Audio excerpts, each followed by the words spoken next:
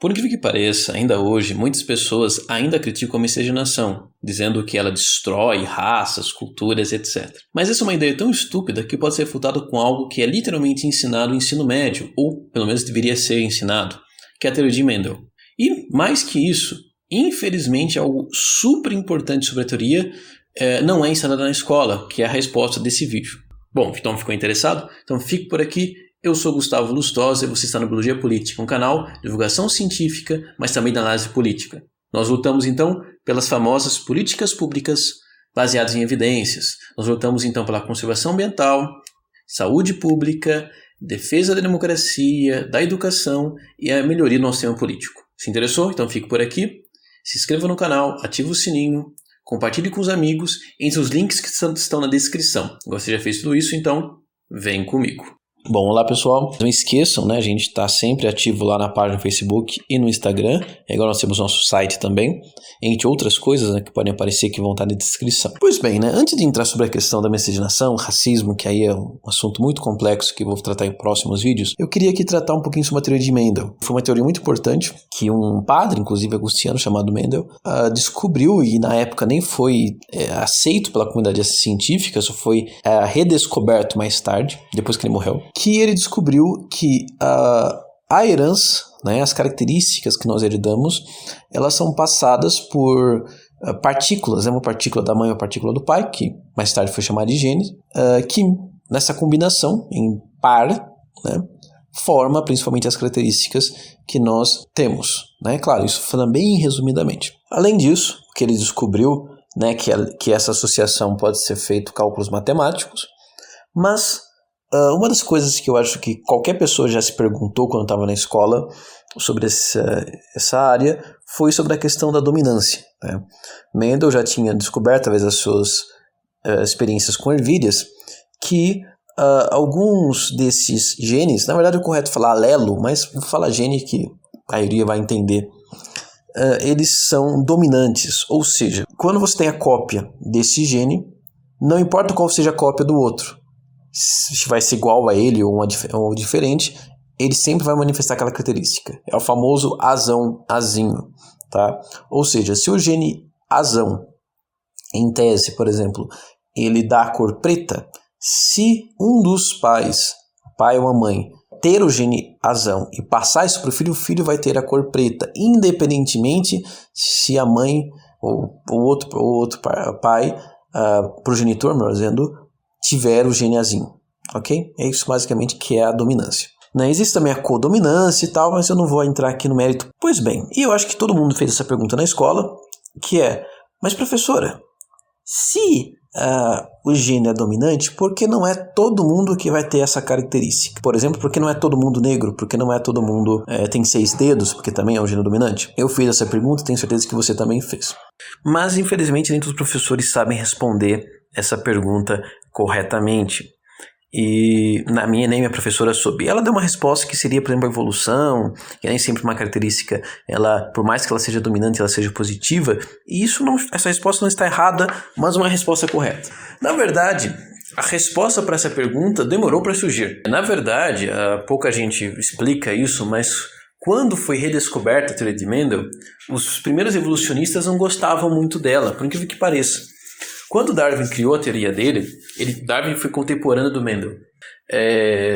Darwin provavelmente nem ficou sabendo das teorias deles, porque o Mendel ele era botânico e isso na época não era considerado ser cientista de verdade. Então o Darwin ele se baseou na questão da herança no conceito mais aceito da época, que é a da mistura, que é um conceito que até as pessoas têm, né? Até hoje, que tipo, o filho vai ter o queixo do pai, o olho da mãe, o cabelo da avó e assim por diante. Esse conceito ele não fazia nenhum sentido com a teoria da evolução, porque se tudo é uma mistura, a tendência é que tudo fique igual. É que nem você pegar, por exemplo, várias tintas, né, de cores diferentes, branco, amarelo, verde, enfim, todas as cores possíveis, e misturando.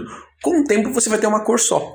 Né? E se você tiver todas as 7 cores básicas, você vai ter branco, por exemplo, no final. Pois bem, mas quando surgiu a teoria do Mendel, quer dizer, quando foi redescoberta a teoria de Mendel, também se entendia que ela não fazia sentido com a teoria evolutiva, justamente para essa questão de dominância. Porque quando ele aparece o termo dominante, parece que é isso, ele vai dominar, ele vai ter tudo no final, tá? Só que não é exatamente o oposto disso. Pois bem, então vários biólogos e até matemáticos começaram a tentar responder sobre isso. E aí, 2 conseguiram, um matemático e um biólogo, tiveram a grande resposta para quebrar esse paradoxo. E bem, quem conseguiu então destravar esse aparente paradoxo foram Hardy e Weinberg. Weinberg, ele era um alemão que era um fisiologista, estudava muito genética humana, genética médica, enquanto o Hardy, ele era um inglês e matemático, né? Os dois chegaram em 1908, mais ou menos, à mesma conclusão de maneira independente, né? Por isso é chamado esse conceito de equilíbrio de Hardy-Weinberg. Tá? Pois bem, e o que os dois descobriram? É que, na verdade, numa população ideal, o que seria essa população ideal? Uma população que não sofresse mutação, que não houvesse migração, nem gente entrando nem saindo, e a população fosse grande, o acasalamento fosse aleatório, não houvesse nenhuma força evolutiva, as frequências dos genes e até dos genótipos se manteria constante a partir do segundo acasalamento, tá? Da segunda geração, né? E na verdade teria uma forma até matemática, que seria que, por exemplo, pegando só 2 genes, né? Só 2 alelos, o azão e azinho, a frequência do genótipo azão, ou seja, dos indivíduos que têm a característica dominante e não têm o gene recessivo, seria a frequência do gene do azão ao quadrado. Já daqueles que têm a característica recessiva, ou seja, que só tem genes recessivos, seria a frequência do gene recessivo ao quadrado.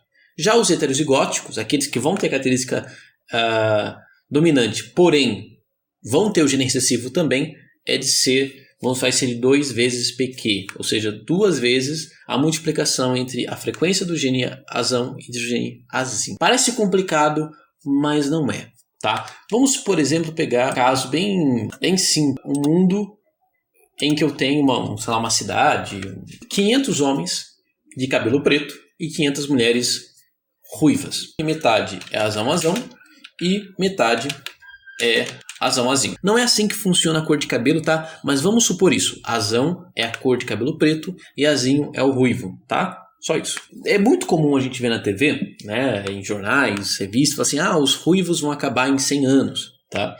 E se fala muito sobre isso, porque é um gene recessivo, raro, e que numa miscigenação quase qualquer outra pessoa, sempre o filho não vai nascer ruivo. Vamos ver, né, se isso aconteceria, né? Então vamos imaginar, nessa população ideal, nessa população hipotética, homens cabelo preto, mulheres ruivas, ou vice-versa, se você preferir, tanto faz. O que aconteceria na primeira geração desse cruzamento? Uma população toda de cabelo preto. Na próxima geração nós teríamos só o que a gente chama de heterozigotos, ou seja, indivíduos que têm 2 tipos de gene, o recessivo e o dominante. Ok? Como falei, o azão é dominante, o cabelo preto, então todos teriam cabelo preto. Aí, claro, os racistas, acabou os ruivos, foi extinto os ruivos. Mas aí que tá. Se essa população, né, agora de mil morenos, né, e morenas, tivessem filhos novamente, se reproduzissem entre si, olha que legal. Então seria agora heterozigóticos se acasalando com heterozigóticos, né, tendo filhos casando, né, com heterozigóticos. Aqui aí a gente já tem um acasalamento, um cruzamento mais aleatório, tá? Aí é diferente. Aqui a gente poderia, por exemplo, ter filhos que iriam herdar o gene dominante do pai e o gene dominante da mãe.